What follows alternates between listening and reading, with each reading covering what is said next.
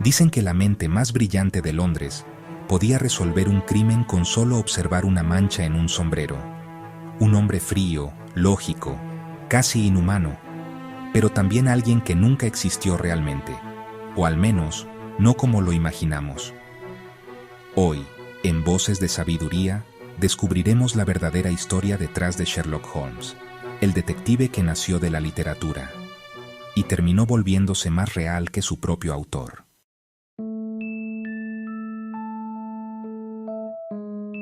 Londres, 1887. La ciudad era un laberinto de calles oscuras, neblina espesa y secretos en cada esquina. El sonido de los carruajes se mezclaba con las sirenas del río Támesis, y en los barrios más pobres, el crimen era parte del paisaje cotidiano. En ese escenario, un joven médico escocés llamado Arthur Conan Doyle publica un relato llamado Estudio en Escarlata. En él aparece un detective excéntrico, obsesionado con la lógica y el método científico, Sherlock Holmes, y junto a él, su inseparable compañero, el Dr. John Watson, quien narra sus aventuras con un tono casi periodístico. Doyle no lo sabía aún, pero acababa de crear al personaje literario más famoso del siglo XIX, un símbolo de inteligencia y control en un mundo dominado por el caos.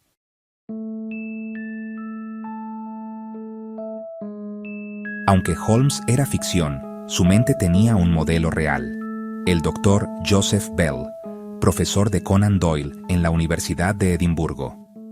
Bell impresionaba a sus alumnos deduciendo el origen, la profesión o incluso el estado de ánimo de una persona con solo observarla unos segundos. Podía decir, usted ha servido en el ejército, señor, y en la India, por las manchas de su piel y la forma en que se mantiene erguido. Esa habilidad fue la semilla de lo que Doyle llamaría el arte de la deducción.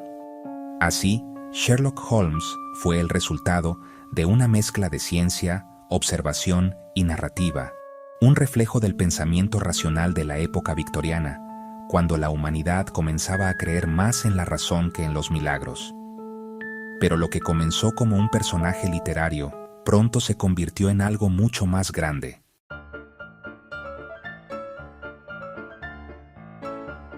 El éxito fue tan enorme que los lectores empezaron a escribirle cartas directamente a Sherlock Holmes, no a su autor. Muchos creían que el detective vivía realmente en el 221B de Baker Street. De hecho, décadas después, el banco que ocupaba esa dirección tuvo que asignar empleados para responder las cartas que seguían llegando al señor Holmes. Algunos incluso acudían allí en persona, buscando su ayuda para resolver crímenes reales. El mito había superado a su creador. Doyle, agobiado por la fama de su personaje, decidió matarlo en El problema final, enfrentándolo a su enemigo, el profesor Moriarty, en las cataratas de Reichenbach. Pero la reacción del público fue tan intensa, protestas, cartas, incluso amenazas, que tuvo que revivirlo años después. Sherlock Holmes ya no le pertenecía. Era parte de la cultura del mundo.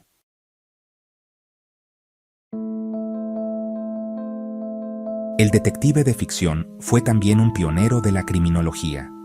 Antes de que existiera la policía científica, Holmes ya hablaba de análisis de huellas, estudios químicos y observación del comportamiento humano. Utilizaba microscopios, experimentaba con sangre artificial y registraba los errores de Scotland Yard, la policía londinense. Muchos investigadores reales reconocieron que el personaje inspiró avances reales en métodos forenses, especialmente en el análisis de pistas y la reconstrucción de escenas del crimen. Incluso el FBI y la Interpol mencionaron a Holmes como una influencia cultural temprana en la forma moderna de resolver casos. El mito había traspasado el papel para influir en la ciencia.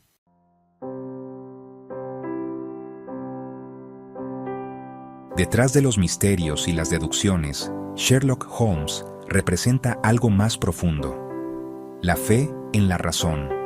En una época dominada por supersticiones, pobreza y desigualdad, Doyle mostró a un hombre que confiaba en la inteligencia, no en los milagros. Cada caso era una metáfora de la mente humana enfrentándose al caos del mundo. Pero también una advertencia. Holmes es brillante, sí, pero también solitario, frío, incapaz de sentir. Su genialidad tiene un precio. El propio Conan Doyle lo sabía. Por eso, en Watson vemos el equilibrio, la empatía, la humanidad que Holmes no posee. Juntos representan la unión perfecta entre la emoción y la lógica. Muchos críticos creen que en el fondo, Holmes y Watson son dos partes del mismo hombre, dos lados de la mente humana en constante diálogo. Por eso, más de un siglo después, seguimos viendo en él un espejo del hombre moderno. Alguien que busca respuestas racionales en un mundo lleno de incertidumbre.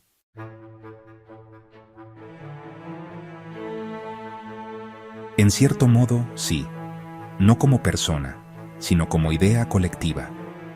Sherlock Holmes vive en cada mente curiosa, en cada investigador que busca la verdad entre los detalles, en cada lector que cree que la lógica puede vencer al misterio.